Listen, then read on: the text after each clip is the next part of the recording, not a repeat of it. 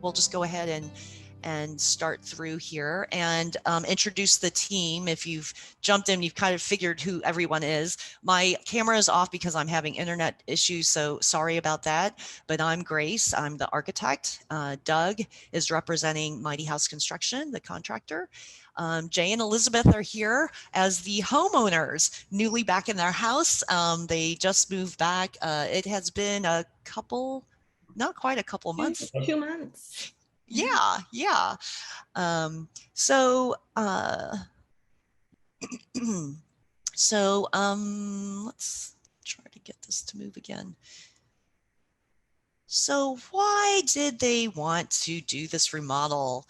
And this started as they were in the original house before the project was, 900 something square foot house, 4 people living in it, son and daughter sharing a bedroom, house, needing more space. So the basic things were needing at least another bedroom and another bathroom. So that was the very, very minimum of the project and what needed to happen.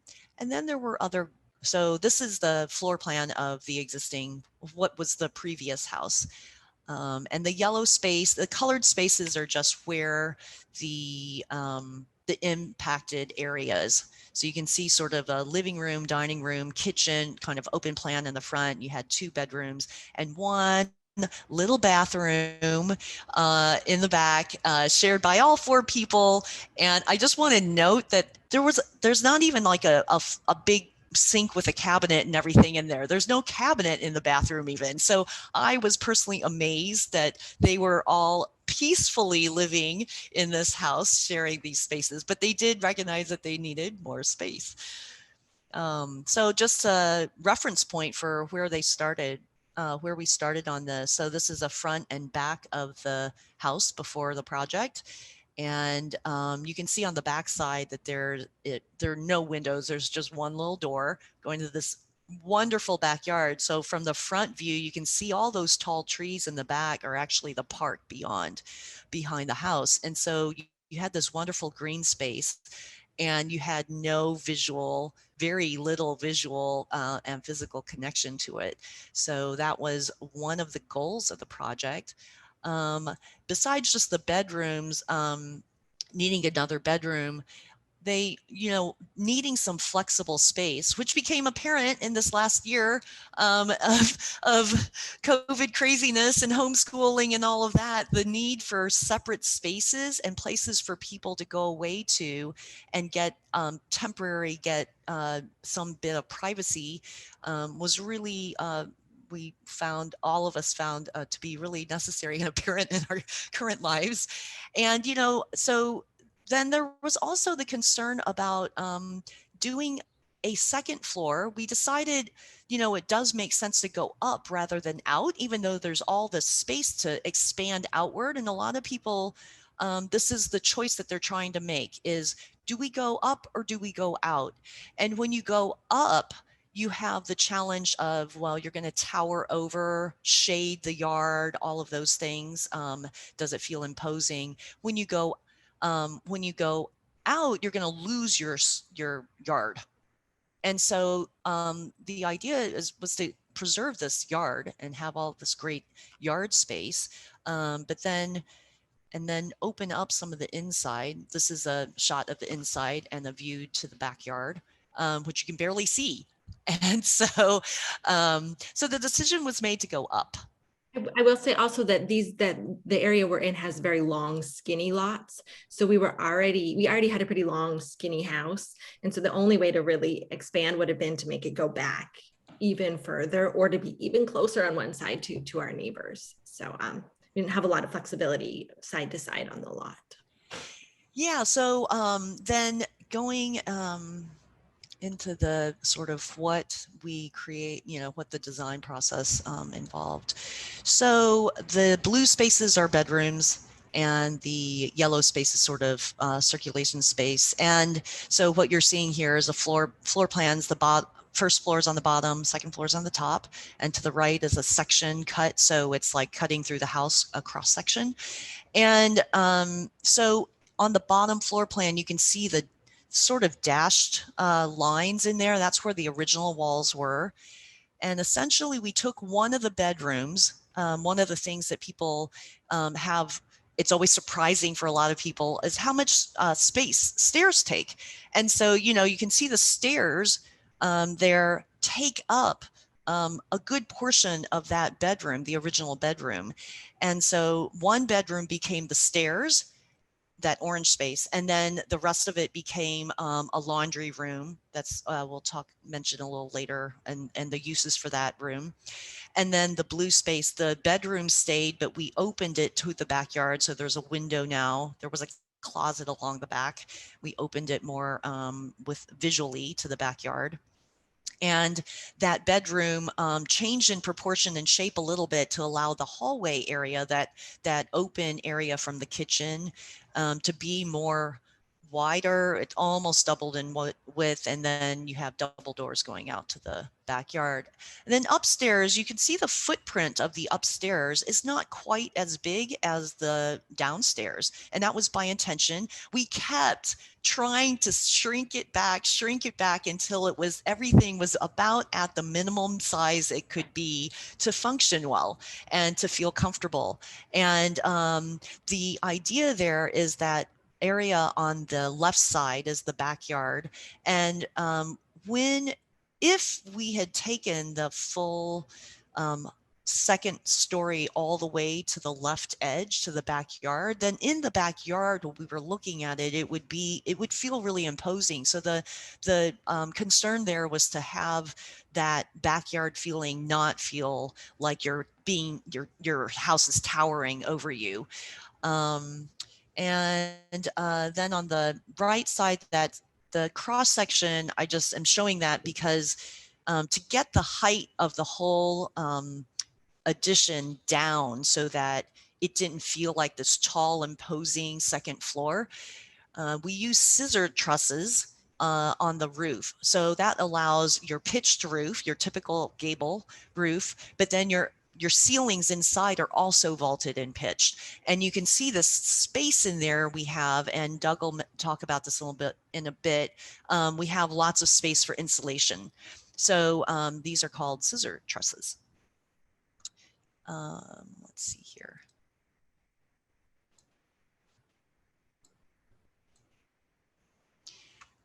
Okay, and that is just a three-dimensional CAD model of the addition. You can see the front porch, and that little, the area with the shakes was the original entry, and that really did not change. We did have to reconstruct most of the roof, and then the addition was all above. And so this is just we went through many iterations of the possibilities here on the massing and looking at it and juggling all those things, views, windows, heights, head heights. And the idea was to keep a pitched roof to mimic the house character that was already there.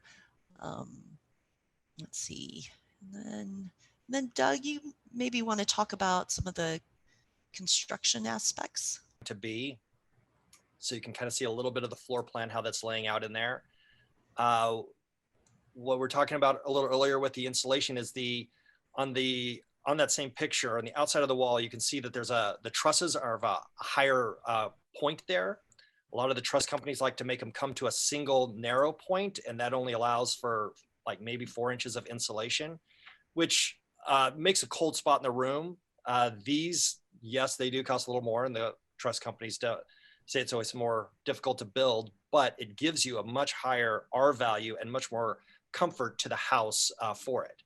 Also with the truss system, all weight is transferred to the outside walls, and the floors, we had to use I-joists. And so all the interior walls of the current house don't have any weight being transferred to them except for 1 point load in the stairwell area.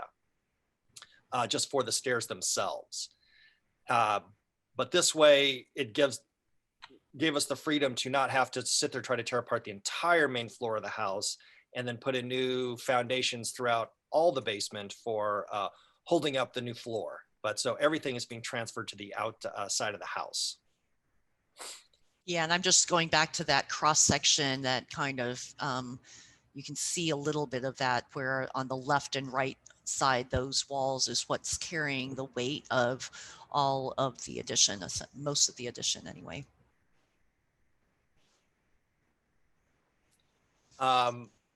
This is on the left picture here is just, we're starting on the siding, and the product we like to use is from Proclima, and we find it is a really good WRB system.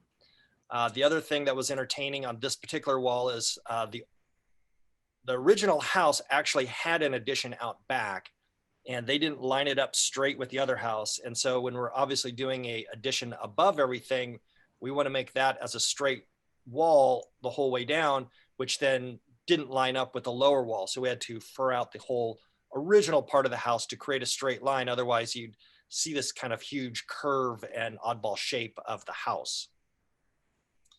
But then this is with all the siding, then all the new windows on this side of the house, even in the living room, on the main floor. So the main floor, we didn't change much of anything other than windows and just kind of that one wall in the bedroom, or reducing the bedroom in size. This is a wall system. We didn't quite use every element of this, but this is a typical wall system we like to do. Pointing out like the interior vapor barrier is this Intello, which is a great system for helping the walls breathe. So that way, if any moisture does make it into the wall, it still allows it to actually breathe out, but it still reduces the amount of moisture that can actually get into the wall. The other thing we didn't do is the Gutex rigid insulation on the outside. But this is a typical system that we try to do for most every home that we can fit it in.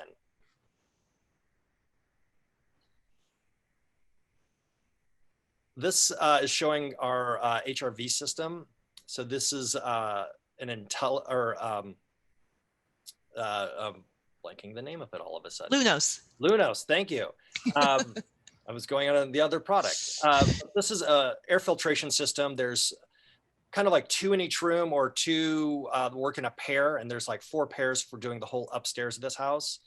Since we're so airtight now with the system that we do, the house still needs to breathe. And these allow the air movement, which is, as one is blowing in, the other one on the other side of the room is blowing out.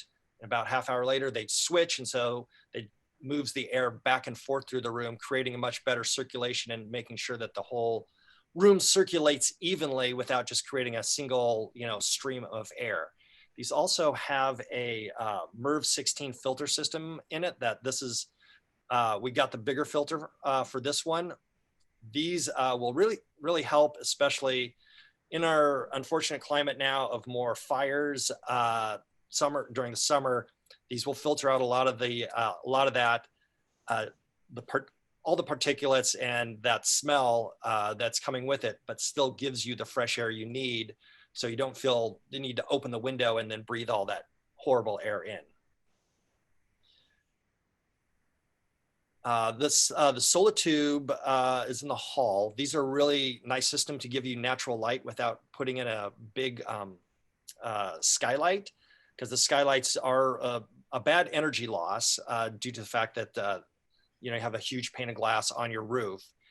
But they also allow for light throughout the day, even throughout the night. They'll bring in light so you can be in that hall and in the middle of the night walk to the bathrooms and still have a little bit of natural light, even from street lights or moonlight.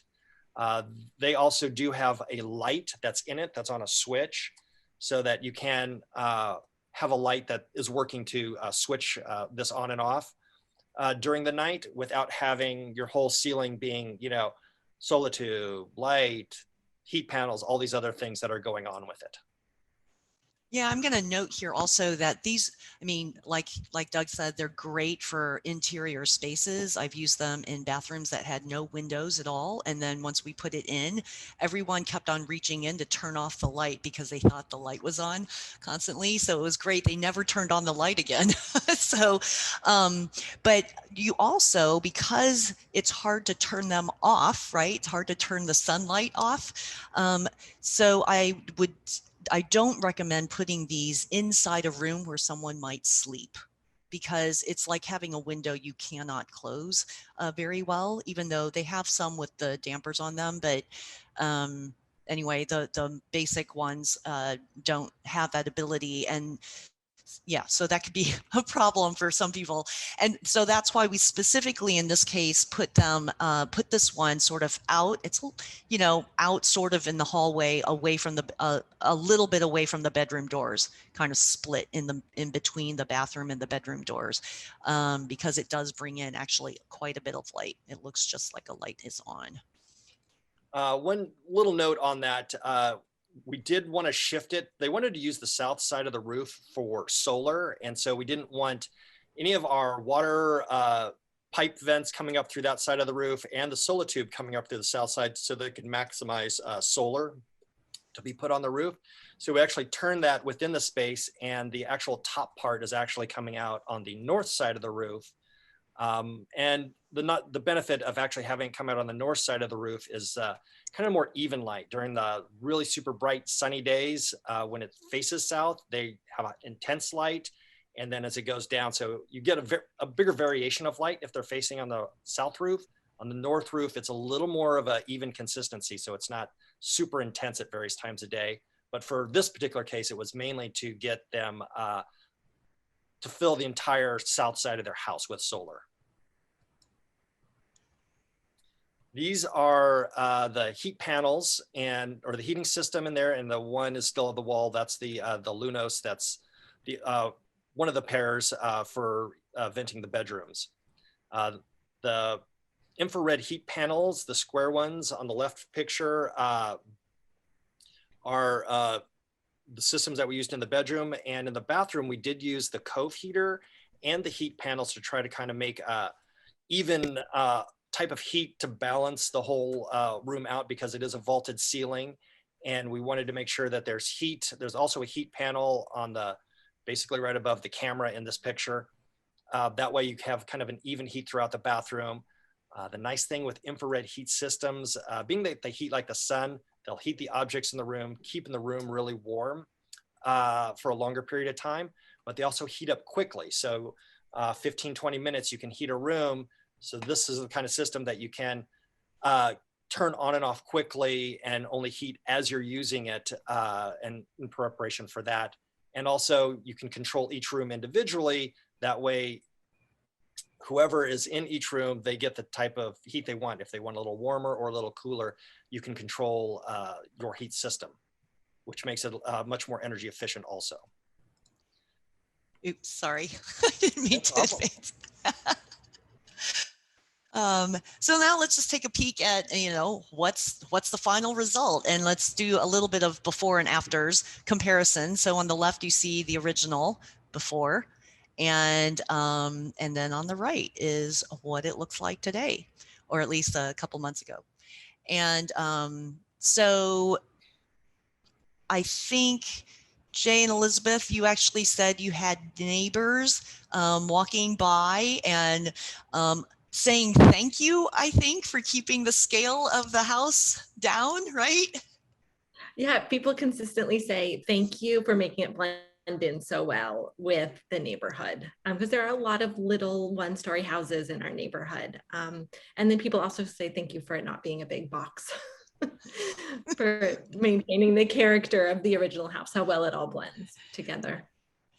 Right. So yeah, and there was a lot of effort we put into tweaking it just right, making sure that, you know, how low could we make that roof? And at one point it was lower than sort of the generic, you know, the 5-foot mark. And if you do lower than that, like, you know, it's sort of mimicking the old houses where you're sort of carving into the attic space.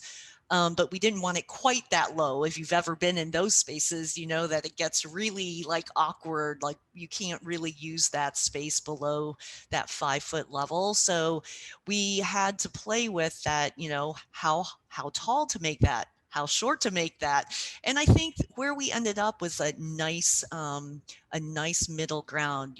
The 5 feet is adequate to access things, to use that space fully. And we kept it down just enough. And your neighbors are always the greatest, your most honest critics. Looking at the backside. So remember we showed earlier this before photo of the, you know, the house. There's no windows. You know, there's this one door, and, you know, lovely backyard. There's a lot of space here. And now, you know, we added a window in that little bathroom too, and the French doors, and the window in that flex space, the what was one of the bedrooms. And where that window was where the closet was for that bedroom before. So moving that around was a big, kind of a big change. Then when you look on the inside, that same door area, so looking towards the back, on the left, you see how it was before. And then on the right, we almost doubled the hallway size. And you can actually see into the backyard. There's much more connection there. And then on the left, the 2 doors there are the 2 bedrooms. And on the right is now the 1 bedroom, that the further back bedroom, that has become a flex room. So in this last year, it's served very well, I hear, and currently, you know, for the whatever homework room, office room, you know, sit around and read room, whatever it is. And I wanted to point out that the door here is a pocket door. And in this case, a pocket door, so I wouldn't recommend a pocket door for rooms that you're going to open and close that door a lot, because pocket doors, it's just not handy. It's not easy to open that easily. But they're great for rooms like this, where the majority of the time this is functioning like a family room or a den, you know, an additional open living space. And then the pocket door allows it to be closed for the occasional need for some privacy or a guest staying overnight. Let's see, and then I would add on this one that those double doors have been so nice, because even when we're in the front of the house, like where the kitchen table is, you can look back through and just so much light gets through to us. So the difference between the single door that had just the window on the top half and these double doors with full light is really made a remarkable difference for even the front of the house. Yeah, and I want to point out for anyone who joined us just recent in the last few minutes, Jay and Elizabeth are the owners. Where they're sitting right now is in their dining room, and you can see between them right now in the camera the double doors. So, and before that would have been, if we were looking at them, that would have been just a dark place sort of back there. So yeah, a very different character. Also wanted to point out the flooring that you see back here was an existing flooring. It looks so nice and new. The craftsmanship of piecing together and patching in the flooring was great. I think we used some of the leftover boards, right? And then we salvaged some from some of the places that we removed them from. Yeah, they managed to keep some from when they originally did it. So they had extra pieces, which was very lucky for us, because this particular floor nobody makes anymore. But so we had to go in surgically and remove exactly every board we needed moved, so that we can save it and not destroy any board. So it just took a little bit of time to make sure everything came up perfectly for the floor. And then we did end up refinishing the whole floor throughout that section, just to give it a good even finish on it, due to once we put it in, you couldn't just patch a single little spot of the finishing, but that whole area was then refinished for the back room. And what I thought was also clever is that you pulled out flooring from the closet in that office bedroom down there and put cork in there, which then gave you enough extra wood to patch, right? Yeah, there's just a couple little pieces left. So as you know. It was very tight, and it was hard because we were hoping to find some from a supplier, just emergency, but every supplier says they do not do this floor anymore. I think they've been having issues with its consistency of how well it's performing over time or something, or cupping or shrinking issues, but the manufacturers just decided to not make it anymore. Yeah, so this is kind of a thing to note if you're planning a remodel. I mean, we specifically looked at this. You know, when you're looking at the budget, a lot of things can come up in a remodel situation, and you want to try to anticipate them as much as possible. And so we actually had looked at, you know, we looked at when we were changing the bedroom and moving the wall, we realized we we're going to have to patch. So we started calculating how many boards, how many square feet can we take from this spot and then patch it in this spot? How many extra boards are there? Knowing that there was a small chance that when we ripped up some, that maybe we'd have some breakage or something like that. And so there was this, you know, knowing that, you know, there's this teeny chance that we might have to replace more than we want back here. You know, that might add to the budget, but we had strategized a way to avoid it. And luckily, you know, not every plan always works, but you know, hope for the best, plan for the worst. And so we had braced ourselves for the fact that it might not work, but we planned and we did everything we could to make sure that, you know, we could succeed. And we were able to, which, and so if you can plan for those kinds of things in a remodel, it helps you avoid some of those surprises for increased scope. And then this is another before and after. So before the laundry, and this was another sort of, you know, it wasn't the primary goal of the project, but it was, you know, the laundry is like this, you know, you're in the way if somebody goes in and out of the door, you're trying to do laundry. It's kind of a congestion point. There's nowhere to put, you know, dirty clothes and clean clothes and all of that. So having the laundry become a part of that space of one of the bedrooms. So on the right, you can see now a very nice open space that the laundry is within. It's also a multi-use space. So similar to that bedroom that became sort of a den and flex room, this also has multiple uses. It's, you know, you can see the food storage in there. It's pantry. There's space underneath the stairs. You can sort of see on the right that is also storage, and there's light in there. So there's, this is, and there's just lots of storage. You can put a lot in there where there wasn't any storage before. And another look at that further back. I wanted to point out on this, the stairs going up. So there are different ways that you can do stairs. And one of the things we, you know, kind of got challenged with during the design process is trying to figure out how open do you want the stairs? And so open spaces versus closed spaces in the design process, it's good to know and understand what your needs really are. Because in this case, we wanted it to be open, but then realizing that the stairs were going to be right next to the kitchen and bedrooms and people sleeping above, and there'd be noise.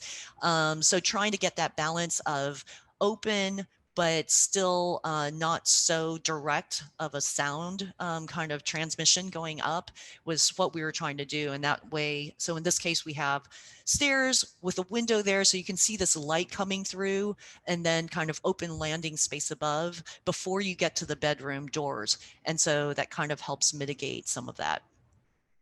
Let's see. And this is the top of the stairs looking down. Let's see, go on.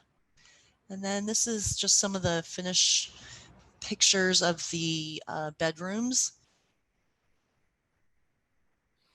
You can see the one large dormer here. You can see, you saw the picture before of the little Lunos ventilation unit on the left above that window. The other one, you can't really see it. It's on the right picture, kind of below that little table desk towards that corner. And so that pair is what ventilates this room, provides the fresh air. And then another pair is in the other bedrooms, which we'll see in a moment here. So you can see this one is in the 1 bedroom, and then there's a Lunos ventilator above that window, and then in the other bedroom across the way. So those two kind of speak to each other. The closets here, so we were making use of the lower space. So you have half the closet is full height space, half of it is the lower, more like 5-ish foot space. And just want to point out that this clever configuration of the closet doors, this is a little bit bigger. This is the other bedroom. You can see that there's 2 panels that open on the doors, and then there's a fixed kind of triangular space above. And we were able to do this mostly. I want to, it's kudos to Doug and his crew to being able to do a detail like this. And this goes back to that whole point of like having your team, your building team together early, because I've worked with some contractors who would not be able to do this. They would have been scratching their head. And in a very simple, quick conversation with Doug, like, oh yeah, we know what we could do. We could do this, we could do this. And it kind of came together. And it does require some skill and craftsmanship to be able to pull off a detail like this. And it's a little bit funky. But that was part of being embracing this idea of the vaulted roof and ceiling and having this lower space on the edge. We knew we would have some of these kind of unique details to work with. Doug, you want to add anything about those doors? Yeah, no, it's just interesting to always do things like this. And every time we talk to our door supplier, I just told them to give me a standard height French door width on it, and we would adjust it on site. I don't think I could actually draw this up and give them the exact numbers for them to cut this the way we wanted to with the vaulting of the ceiling without doing it on site. It seems like the angles would always be like a tiny little bit off the degree. But the nice thing is on a French door type of closet, when you open it, you get full access to your closet instead of one little door on one side, one little door on the other. Yeah, so we don't have an open picture of this, but the door, the closet space is all connected across. So there's not like a wall dividing them in between. Then, oh, and then a little note here, the 2 bedrooms. So this is the one kid's bedroom, and then this is the other kid's bedroom. They are exactly the same size, like within 2 square feet. And that was something that we actually worked hard on because we wanted to make sure that the bedrooms, like, in terms of sibling rivalry, that there was no, one bedroom clearly bigger or better than the other. So there was a lot of effort in that. And so the only difference really in the bedrooms, they both have the little funny closet. And but one has this big window that you can see looking out to the backyard, and the other has this big dormer window. So they both get a big window with lots of light. And so that was intentional. And then looking at the bathroom, so I just want to point out another thing in the design process, like when you're making decisions, it's good to know like what the priorities are. In this case, there was intentionally not the desire to do like an ensuite bathroom, like the primary bedroom suite that you typically have, where there's the parents' bedroom and bathroom separated off, and then you have a hallway bathroom. And that would have been 2 whole bathrooms. And instead, having a family bathroom kind of conserves some resources and conserves on the budget, right? So 2 whole bathrooms is a lot more expensive than a single bathroom. And they already had another bathroom downstairs, so if they needed a little bit of overflow. So the desire here was to make a bathroom where all 4 of them could be in the bathroom at one time, and still have the privacy needs, everything addressed. So you have the toilet space here with the half wall and the door, and that's an obscured glass with a window to get some natural light in there. And then the shower door also has obscured panel, and it's just a privacy panel that's midway on the glass, so you can see feet, but you can't see, you know, the personal areas of the body.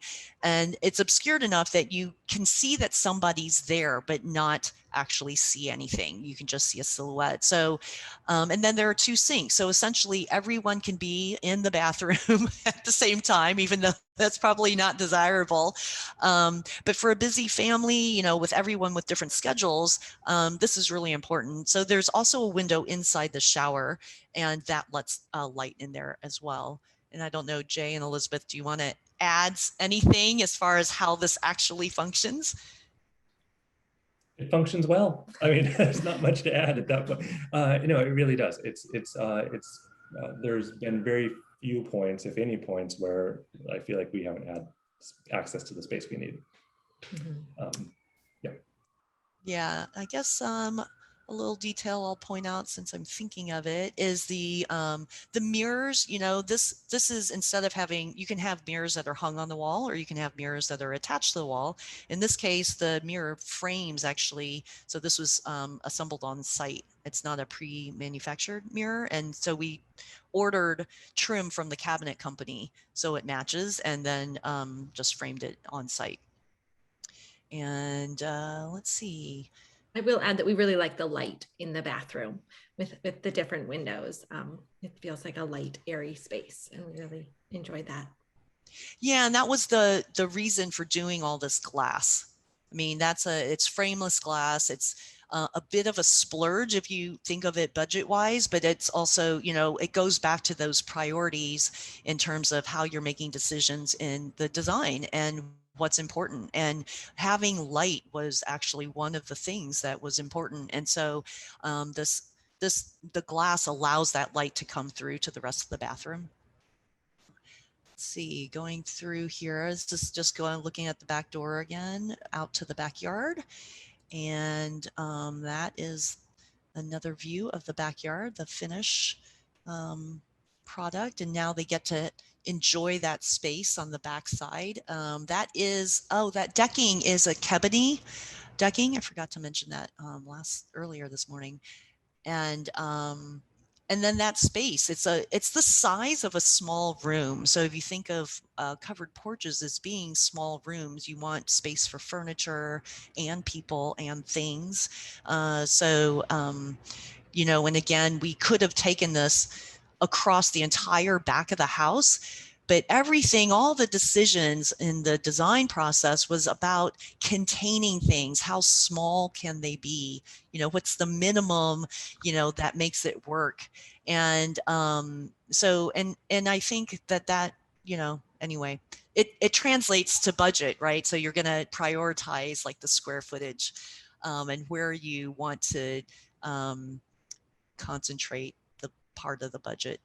And then we're going to jump now to the Matterport, and whoa, let's start at the beginning here. So I'm going to jump back downstairs, sorry.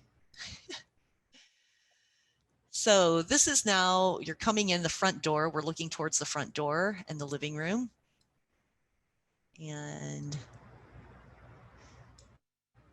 I see a question about the square footage. And yes, we ended up at about, that was the final square footage. The original house was about not even 1,000 square feet. And then we added roughly 700 something square feet. So looking back to the backyard. There's also a question in there about the solar tubes and how they can be used through attics. The solar tubes, yes, that's where they go. It's like you can run them through the attic, and you can, those tubes, the kit comes with about a 4-foot length overall, but you can get them to go 20 feet. If you have a huge attic you need to go through, you can make them go 20 feet long through the tube. Obviously, the longer the tube length, it diminishes the light a little bit, but not that much. And so you can take them quite a good distance through an attic space, or if you wanted to just have it on an upper floor and take it through like a big wall corridor down to the first floor, you could do that too.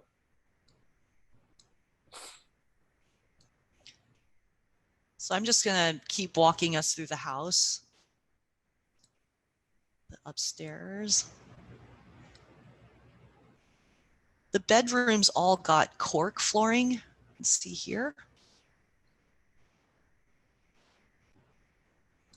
And we're seeing a question about the Lunos pair. So the master bedroom got a pair on its own. And then the second pair, and if you pause right here, Grace, you can see that little handle on or that dial switch on your right. That's actually the controller switch for the Luno. So you can actually have them turn like various fan speeds or completely off. But there's a second pair, one in each bedroom. And so the air is then moving continuously between the two bedrooms. So we wanted to make sure that the door cut at the bottom of the door was not too low to the floor to allow enough air movement so it can flow between the rooms if the doors are shut. Yeah, so these two, the two bedrooms, kids' bedrooms, are across from each other, and I'm panning back and forth so you can see how those Lunos pairs work. And the other question on that is like the budget on those. They're much more affordable than a big HRV system because we don't run ducting throughout the whole house and you don't have a big, huge central unit. So each, you can get a single one that does the room by itself. So it actually will go in and out simultaneously for smaller rooms. But we found that these are very affordable for doing in homes because it doesn't require massive amount of ducting and changing of framing and pulling off stuff throughout the house to make them work. And you can add them easily to the house. They're actually a low voltage unit. So the power is taken to that switch that turns them on and off. And then it's just a single low voltage line that goes directly to each unit to control them. So then do you have them in the living areas as well? And what about the bathroom and kitchen? We don't have them in the bathrooms, and the kitchen is considered with the fan its own vent.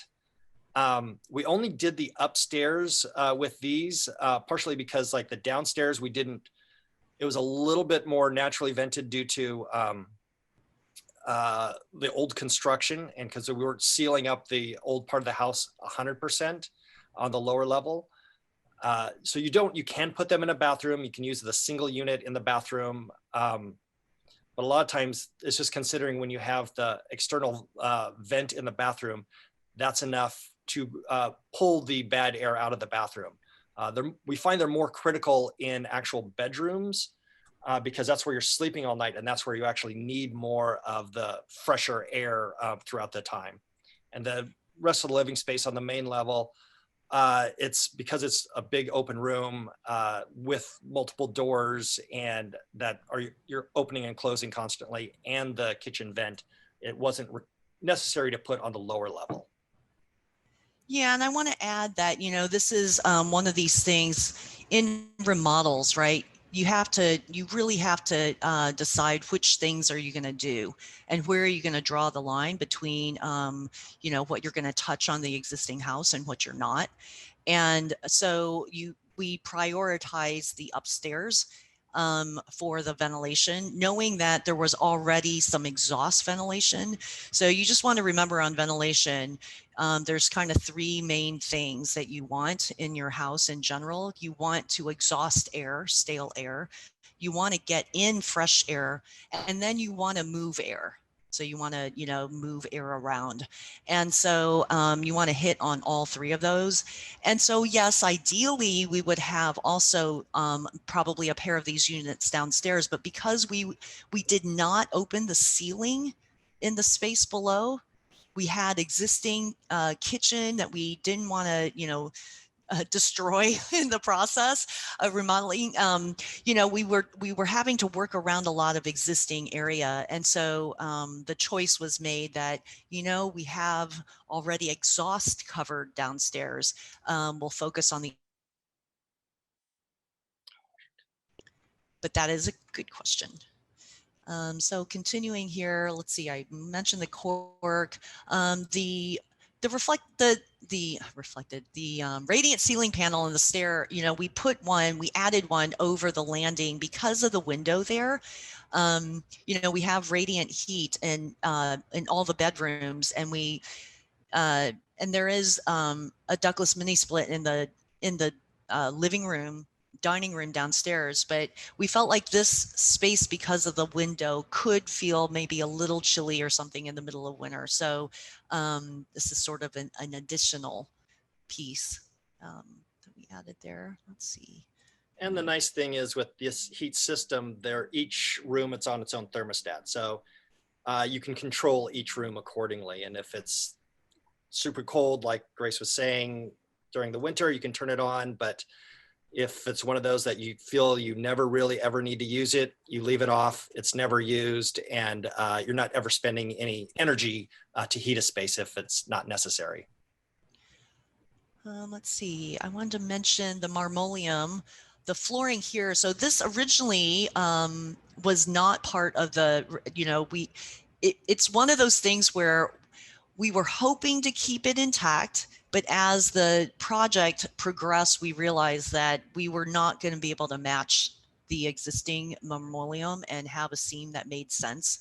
So the decision was made, and this was during construction, to go ahead and replace the Marmoleum. I just wanted to point out, we mentioned this before, the existing flooring on the right going out to the deck. And then the laundry room, that's the old fir flooring. So that's like I think that's original to, when the house was built. So, being flexible is in terms of, in a remodel project is a key thing. Being open to, the fact that things might come up and you might have to roll with it, but identifying which things to. We had looked at this and it was a maybe question mark. It wasn't an absolute, oh, we're going to just change it. And so we knew this was a maybe that was coming potentially on the floor. Let's see, let's go ahead and go wrap up here, and we can take some more questions if there are. So I guess some tips on your own remodel. The top 3 things, there's lots of tips that we can give, but basically your team, you want your design and build team together on board as early as possible, because well, there are lots of reasons for that, but you end up with a better product and better solutions and better process all the way around. I think everyone is happier all the way around. And you can also play to the construction crew's strengths. And like we were mentioning with the closet doors, a detail like that, not every crew can actually pull off something like that easily without a lot of head scratching. And in this case, that was doable. Or piecing the flooring together and making that work. So a lot of times you can kind of gear, your design solutions towards, what the strengths of that team, the construction team is. And then priorities and decision making, like know how you make decisions. And, the more linear you can be and less circling back, the better, and allow time for decisions to percolate. And know that, if sometimes a lot of people spend time circling around in the process, and it's because they'll make a very quick decision, knee-jerk decision, and then go, oh, actually, maybe let's revisit that. And that can take a long time. So sometimes allowing some time to make the decisions is good, and be very clear on your priorities. In this case, Elizabeth and Jay, they went back, referenced back to that, the goals at the beginning, because you can start going, wow, okay, well, let's make this bigger. And then we could do this, and then we can do this. And you realize just because you can doesn't mean you should. And so going back to what are we trying to achieve here is helpful. And that keeps the scope in check. And then communication, being able to openly communicate amongst all of your project team is really key.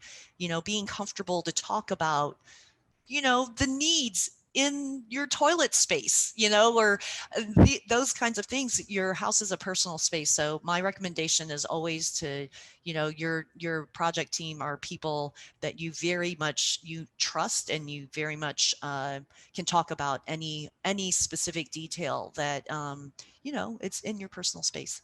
And then we're just calling out on the slides some of the suppliers. They also are guild members. And so the infrared heat, the ceiling panels and the cove heaters came from Mighty Energy. I think somebody earlier asked the question about the manufacturer, and the ceiling panels are Ducoterra. But if you go to Mighty Energy's website, you'll see the products on there. And the cork flooring came from Green Home Solutions. The Marmoleum, did we get the Marmoleum from there too? I don't remember. No, we did not get them. Okay, I didn't think so. Done lumber, supplied lumber, and Marmoleum, just in case anyone's new to the linoleum flooring. I think on the Green Home Tour website, that site page, we have a little blurb about it, but natural linoleum is different than other sheet flooring that often might be a vinyl based flooring. So Marmoleum is a brand, and it's a really common, popular brand, and one that I go to a lot, but it is generically called natural linoleum. And that basically sums it up. Unless you all, Jay, Elizabeth, you all want to add anything? I wanted to add that in the upstairs bathroom, we used, I think, Scissor stone for the countertops, which we really like that product for the bathroom. It's been great for the counter there. Yeah, and that's a quartz product, and it's so highly durable. I mean, it's almost destructo proof. It's not entirely. You can chip it, it turns out, but it is very, very durable. Yeah, so Jay and Elizabeth, you all have any last thoughts? I think it's just a compliment and a thank you. I think you acknowledge the having a good team, but also having the communication. My profession is all about process improvement and project management and stuff. And so it was fun to have 3 teams, really, if you include us and the 2 of you, all with our expertise or requirement sets, working through a big project and coming together to a really good solution. So I think it was fun working with you all, and I think we did well. So thanks. Yeah, well, thank you, Jane Elizabeth, because it was a joy to work with you on this project. You're a very, very comfortable and easy people to work with on this, and so it made it enjoyable to do the whole process. Well, thank you. It's been so fun to just be back and just to have the extra space and the flexibility to which closet shall we put this thing in? Instead of shoving everything in the one hallway or the entryway closet, and our bedroom closet was the storage area. It's been really lovely, and just have all the light coming in to the house has been so lovely. You can see behind us the light coming from the 2 back doors all the way to our kitchen table where we're sitting right now. It's been really lovely.